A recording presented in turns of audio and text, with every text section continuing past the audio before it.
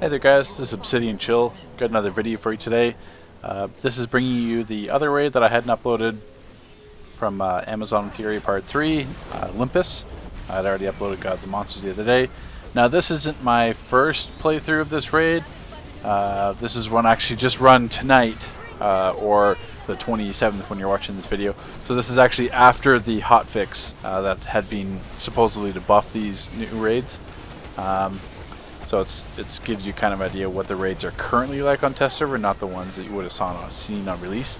The reason why I didn't upload my first playthrough, our group died a lot on the final boss trying to figure out the mechanic, and it just didn't really feel upload worthy. This raid, I can still give you my impressions. I actually like this raid. It's quick. It's going to be maybe like 20 minutes to half an hour when it first comes out, but once you get geared, even a little bit, you're going to find it going to like 20 minutes, 15 minutes, and I'm sure once everyone's fully geared, even vendor gear, this is going to be like maybe a 10 to 15 minute raid after some players start getting vendor gear. But it's a raid it's quick, but it's not boring at the same time, if that makes any sense. It is interesting. This raid's going to be a lot more of the DPS comp raid. There's lots of ads in the hallways. I switched to Munitions, as you can see, and Munitions just completely destroys in these two new raids, and that's without the head mod. But it's very. This is more kind of like Gates of Tartarus and TOD, kind of like in that combination. So it's fun or at least fun from my perspective, I guess, as a DPS. But the DPS are going to have a lot more fun in Olympus than they will in Gods of Monsters. Because the nice thing about it is the final boss does have a mechanic that'll wipe DPS that just want to kind of like ignore mechanics. So it's good for them because they're going to die because they're being dumb, and it gives you a chance. Well, I guess in the new rules, the DPS comp, everyone has to stop if they die, but whatever, that's stupid anyway. But let's get back to the video here. First fight, really straightforward. You can pretty much ignore her mechanics if there are any. The only time you have to worry about is when she summons those ballistas, the adds to help. If the tank isn't on right away, or you don't have a healer shield or something running, that's a lot of spike damage all at once. So usually you can see in the video I position myself so I'm behind the boss, so I'm the very last person to get hit from the ballistas and those adds. But I have seen groups wipe on that before or take a lot of damage, so it's just because you're running one tank and probably one healer, so it's just the group has to be aware for when they come on. Even if you block through, you'll be fine. I haven't seen what happens if you get locked off in a box. Like, you see how the gates come up in that first fight and how that happens if you're outside of it. But not that any reason where you would be. Into the second fight on Hectate. This fight changed a little bit from the buff. You see a lot more, or not a lot more, but more of her phases from the crescent moon in the center. So basically, what you don't want to do is tank her right beside, or right in the dead center by that gear. And I'm sure there's some feats associated with having her go through all her phases, but at this point, it's kind of like Nexus, where you're just over-gearing it, so you just ignore mechanics. Unfortunately, that's the case. Like Nexus, when it first came out, you had to pull the drone in to beat the Lex Luthors and stuff like that. But this raid, as soon as you outgear this raid, which happens quickly, you can pretty much ignore mechanics, which is a bummer, but it's going to happen.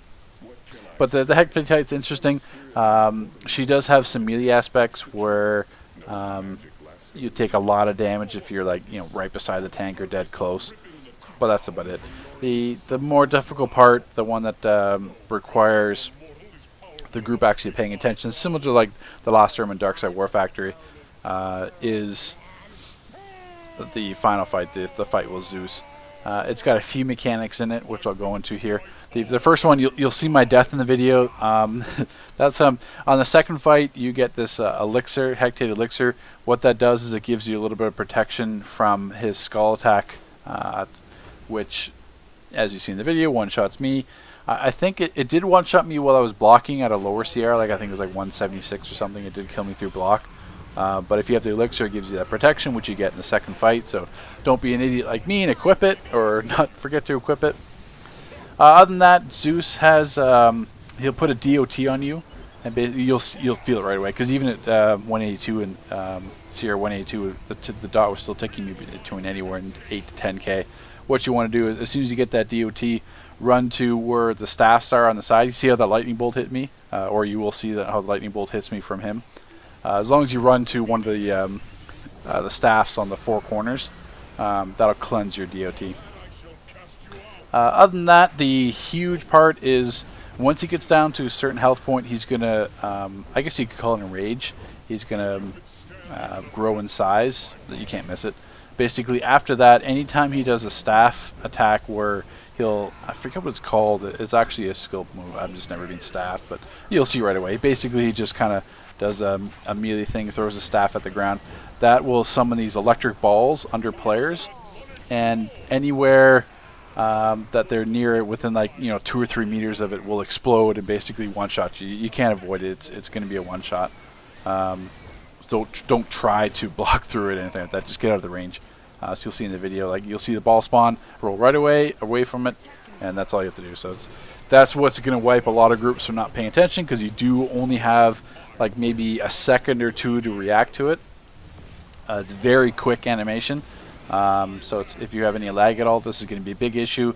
I did see that if you were in the very back of the room, by the doors, the electric balls weren't spawning there. I don't know if that's because the boss was away in the corner, but it feels like if you run back to the entrance, you're safe from there. So you may have C groups having a healer back there just kind of spamming out of range like you do in SM. But that's different ways you can approach this fight.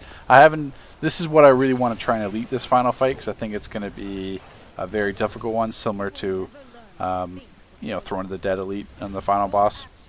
But all in all, Olympus is actually a really nice raid.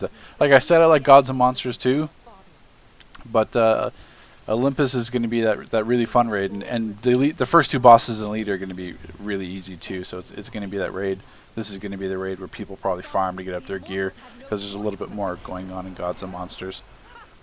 But yep, that's it. I'll leave the rest of the game sound. At the end of the video, they keep talking if you're interested in the story. Ares and Athena and Wonder Woman keep talking for a minute and a half after the video. Most people already leave from the group, but if you're interested, you could stay and listen to it. But that's it, guys. Take care. He returns to Olympus to slay the king of the gods. Mount Olympus will run red with the blood of godly arrogance, as I, Typhon, god of monsters, take what I want from this puny pretender who wears the crown of Zeus. Wait, what? Monsters shall rule the world. Typhon has always wanted to destroy the gods, starting with the crown bearer. Well done, Mother. You've doomed us all. I may have indeed, but it was the only way to save Zeus.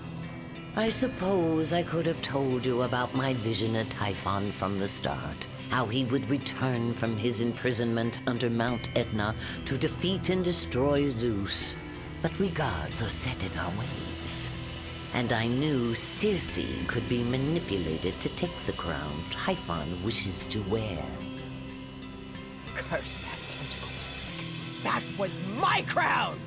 Careful what you wish for, my dear Circe. Be thankful you have your life, Circe. Without that victory stone, you never would have survived that attack. Oh, shut up, Diana. Seems as though Typhon not only took your crown, but your wit as well. Ha ha! Gloat while you can. I shall not remain beaten for long. Typhon will pay.